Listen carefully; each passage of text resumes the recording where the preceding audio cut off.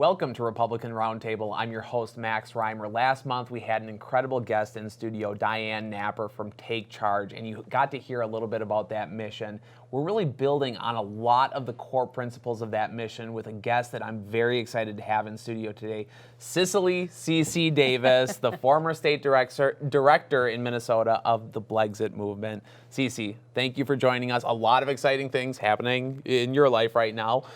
Tell us a little bit about yourself and how you kind of got involved with this movement, and then, what does the movement actually do and stand for? Absolutely. Thank you for having me. Such a pleasure. I believe in what Blexit stands for, and we'll talk about the name a little bit, Black Exit or Black Exodus of the Democratic Party. My motivation for joining this organization was simply about embracing truth, finding out my history, embracing my history, and how it relates to American history, and then ways that I can become the very best version of myself, and how I fit in this ideal, this American ideal, and participate in American exceptionalism. And I've just found it to be so rewarding. I've learned some truths. I've learned to embrace our history, the good, the bad, and the ugly.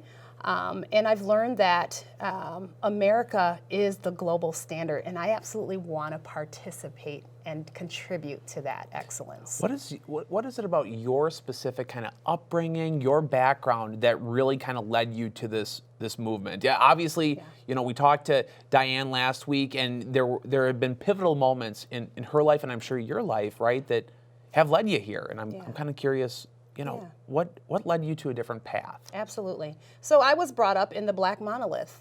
I was told to be Democrat, to vote one certain way, that blacks do this, blacks do that, blacks don't do this. We vote Democrat. One is for the rich, one is for the poor. And we vote Democrat. And so I didn't question. I was told that by parents and other elders in my family. I went along with that monolith. As I continued to grow and entering into my adulthood, things started to not add up. I was questioning kind of in the back of my mind, still not quite figuring out where that all fit, and still remained with the monolith. I voted for President Obama. Not the second time. Get out. Right, the first time I needed to vote for someone who looked like me. He had the sound, he had the voice, he had the message, though, more importantly. He stood for the right things. He said in a 60-minute interview that if he were not elected, it would not be because of race. And so I thought, finally, a black person who's going to be president of the United States who isn't talking about race. He's not pushing race. He's talking about content of character and performance and not race. And so I was all in. Second term, I started realizing that things weren't adding up, and heard things from particularly my family members and black friends, things like, oh, Obama's president, so I'm going to go down and get my Obama phone. Oh, Obama's president, so you know what, let me get my check. It's going to be a bigger check now. And so I just started realizing that in spite of his message, in spite of his genesis, his actual actions didn't line up with his words. And so I checked out and I started questioning. And then a orange-colored haired man slid down a gold escalator and announced, and my life was forever changed. Wow. Yeah. He was bold, he was brash, but he was talking about that excellence, that American standard, about putting America first. And I realized that that questioning that was going on, it now had a place.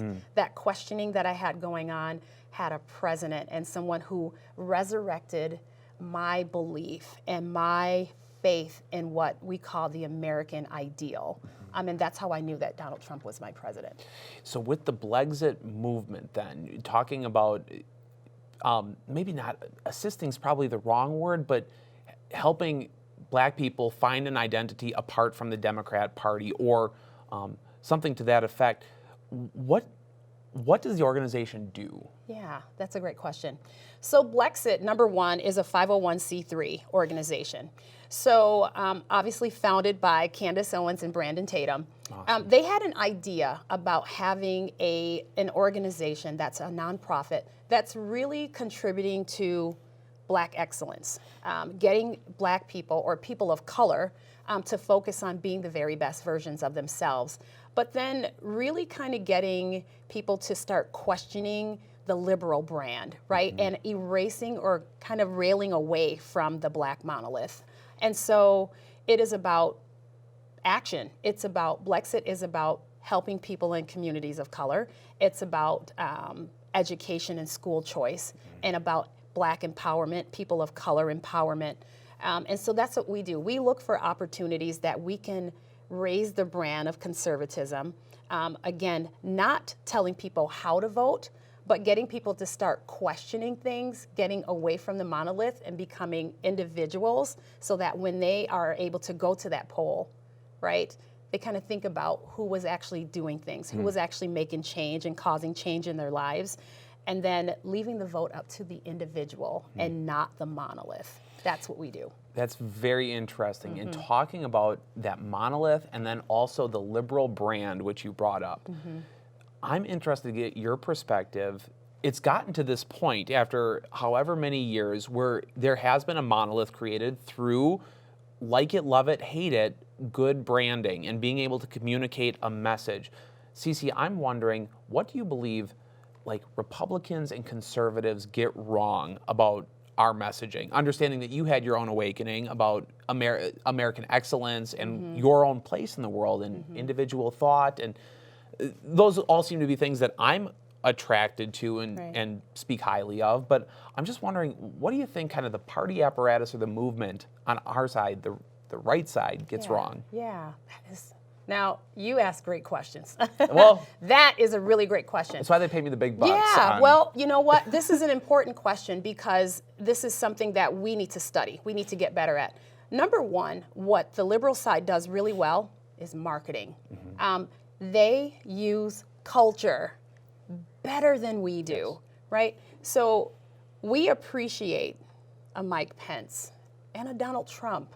But when young liberals think about conservatism, that's who they picture. They picture a Mike Pence. They picture a Donald Trump. They picture the people who are on our money, right? And they don't feel like they have a place. We need to be better at marketing. We need to use culture. Culture moves America. It's one of the things that makes us so attractive from other societies. We're cultural leaders. We're leaders in culture and global. On the globe, many other societies copy our brands. They copy our names. We're always mimicked. Another thing they do, and it's still it falls in the line of marketing, is that they use terms that evoke emotion. White privilege. Right. That's a superior term. Black lives matter. Who's going to say that Black lives don't matter? Right? They're really great at their marketing strategy is excellent. It's incredible. And so we need to learn from that. We're really great at facts, right? Anything times 0 is always 0. 2 + 2 will always be 4. But where's our softer side? Perhaps facts are great. We need facts by all means. But there are times where empathy and emotions are very, very appropriate. And we need to do a better job of maybe displaying empathy. I think if we did that, we don't need to pander, right? We don't need to use celebrities to push a message. In fact, people aren't stupid. They understand that. But we do need to find our empathetic side. And we need to use culture. American culture is really great, and it impacts people. We need to use it. Being the former state director of Minnesota, obviously, it seems like we're the epicenter in some cases for racial strife, like our disparity between white kids and black kids in Minneapolis and the type of education that they get is, I think Alabama is a better state than us in terms of educational outcome. And then obviously with the George Floyd situation, there was a brand new kind of racial, not even racial awareness, but just strife, general strife. I'm wondering, as kind of the leader, the former leader of this Blexit movement in Minnesota, two things. What did you observe about, the black community, their engagement with conservative politics? And then two, what were you encouraged by, if anything? Yeah. So I noticed when I was going into the communities where it was predominantly people of color, there was always apprehension. Leaders were apprehensive. Number one, they hear Blexit, they automatically think that I'm coming to change their vote, right, to influence their vote. And they weren't open. And so I had to work really hard to get them to break down those communicational barriers so that I'm able to say, hey, I'm actually looking for ways that we can come together, find some common ground. If someone's hungry, let's just feed them, right? If someone is without water, like, let's give them a drink, right? If a family is hungry for Thanksgiving, then by all means, Blexit will pay for your meal, and we did. We sponsored 2 families for Thanksgiving, and so there was a guard up. What inspired me actually was that, which is really interesting. So seeing the despair and the guard up, and understanding that they were absolutely ruled and manipulated by that monolith, actually motivated me to want to break that down. And so what we were trying to do was to really foster the Blexit brand, the conservative brand, and say, hey, there are people who look like you that are conservative, who are really truly tied in to the Black community and to the communities of color. We may have fundamental differences, but no one wants to send their kids to a failing school system. We have that in common no matter how you identify politically. Everyone wants to feel safe in the streets. We have that in common.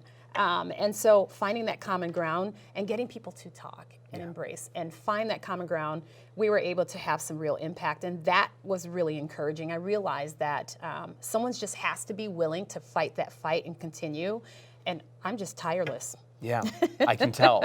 I can tell. So when you talk about, I love that you're using the term monolith, because that's what it feels like. It feels like this massive thing. You talk about breaking it down. It feels like a hard thing, a challenging thing to break down. Cece, with your own journey, where you're at now, it always seems like a common theme that you take a ton of slings and arrows along the way. Do you feel like that's been your experience? Can you talk about your experience in choosing a different path and the repercussions that you've kind of faced? Sure. Now, I'm fortunate in that I've never been called a racial slur, at least not overtly to my face. That's never been my experience, which is why I stand by the statement that America is not a racist country. It doesn't mean that I don't acknowledge that someone else hasn't, so let me be very clear about that.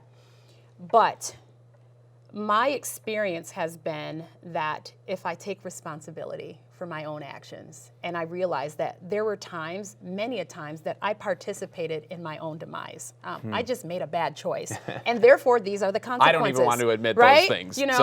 I realized that, see, that's true for everyone. It's human nature, right? There are a set of lies that are assigned to every culture. And for anybody who doesn't understand what the monolith is, these are kind of preconceived notions and behaviors and characteristics that follow, and maybe through tradition, maybe through experience, historical outcomes that we adopt certain things. For instance, all Black people can dance, right? It's just a cliche, it's an understanding. But, Black people don't swim. Right? And so then you have figures, Black people don't play tennis, and then you have a Serena Williams. Black people don't golf, and then we get a Tiger Woods, right? We start to erase those kind of behaviors and that mindset and realize that, hey, I'm an individual, and I need to see myself as an individual and figure out where I fit in. That's really important, and it can have such a stagnant, detrimental impact on a person who buys into, and that's what I see a lot. I see a lot of people buying into the lies of the monolith.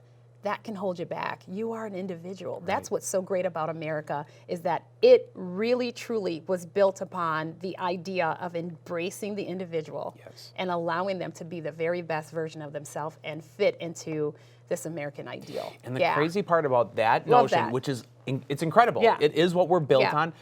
It seems like we live in such a time right now where no matter what your cultural background is, no matter what your political background is, your education, if you have a level of individual thought or carve out your own path, it seems like you take slings and arrows no matter who you are. or no matter what you're saying, or no matter what you stand for, which we all of a sudden we have a common plight here, because it's like, hey, Cece and I disagree on everything, but I will fight like heck for your right to say it or believe That's it. right. And it seems like we've really gone away from that with COVID stuff and what have you. The Blexit movement in Minnesota. Understanding you're the former state director, you still have a pulse of the organization, obviously. Absolutely. What kind of initiatives are they taking on in the next year or two, specifically in Minnesota? So Blexit now has a collegiate reach. They're spreading across colleges, which is really great, having a presence in colleges. And I believe that Blexit, so what we try to do is to form events where we can have 4 events a month where we figure out ways that we can reach and impact people. We take suggestions from our members. We invite people to come out. We invite the members. We interact. We have fun. We picnic. We do street parties. We interview people of color who own businesses. We, celebrate police officers. And what we try to do is just continue to expand, to continue to grow. There's also an internship program in Blexit. So we're also always looking for leadership. And so leadership, internship, college penetration, these are huge things that Blexit's participating in. And again, it's just about addressing the brand of conservatism and getting people to let down their guard and start trusting conservatism and what conservatism can be and what it should look like now. Yes. I mean, it's 2021. Love the men that are on our money. By all means, those are our founders. They came up with the most amazing Constitution ever. It's enduring. It's excellent. But there are people that look like me. Let's get Harriet Tubman on something. But there are people like me and a Tim Scott and a Candace Owens and a Brandon, a Brandon Tatum, and we need to embrace that and get people to understand that the brand of conservatism is positive. That all we're saying is that you are an individual, put the best version of yourself. That government should be a backdrop, not front and center, that you are in charge of your own destiny. And we absolutely encourage that. So. And you're in Minneapolis right now, and besides being liberal, right, it seems like that city is just in total chaos. Communities of color are suffering worse than anyone. What do they get wrong? I mean, what fundamentally is that city's leadership getting wrong right now? I believe the leadership in Minneapolis in particular is ruled by fear. Fear to stand up, fear to actually lead. They, in a way, are behaving in a monolith, right? A liberal monolith. Right now we see the squad kind of leading the country, I believe our president is afraid, Pelosi's afraid of the squad right now. They get to make the decisions, even if it doesn't follow the rules of our Constitution and things like that. So our leadership in Minneapolis has massively failed the people because they're operating according to popularity, cancel culture, in the liberal monolith, if you will. And so because of that, what we're seeing is a city in chaos and mayhem. I feel like Minneapolis is almost used as an experiment. Let's test it in Minneapolis first, let's defund the police there and see what happens, Which all feels inherently like a racist thing to me anyway, right? Well, it's like, we're talking experiments, like, what are we doing here? Right, and like you said, the communities that are affected most are the communities of color. Right. And so, again, it's about that awareness. It's defund the police. Well, that sounds great because we're a liberal city, but then who does it actually impact? And so we got to get people to start, if you lay down your emotion and actually look at the end result, the outcomes of these policies, you'll realize that racism is absolutely the root of that. Right. Yeah. Right. Yeah. That's Scary. what it feels like. Yeah. Working with, all of our viewers are going to know who Candace Owens is, I think most of them will know who Brandon Tatum is at this point as well. What's it been like kind of working with those two in particular? I mean, they are both rock stars, right? Yeah, they are. So being associated with this organization has been incredibly rewarding. What I like about the way they run this organization is that they run it along the idea of the American way of life, in that they allow us to lead. They give us opportunities to make suggestions. We have an opportunity to really, truly lead people. Our opinions matter.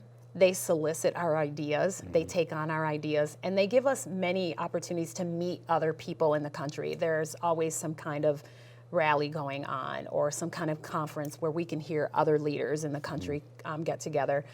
That's just really great rejuvenation. It keeps you energetic. It keeps you interested.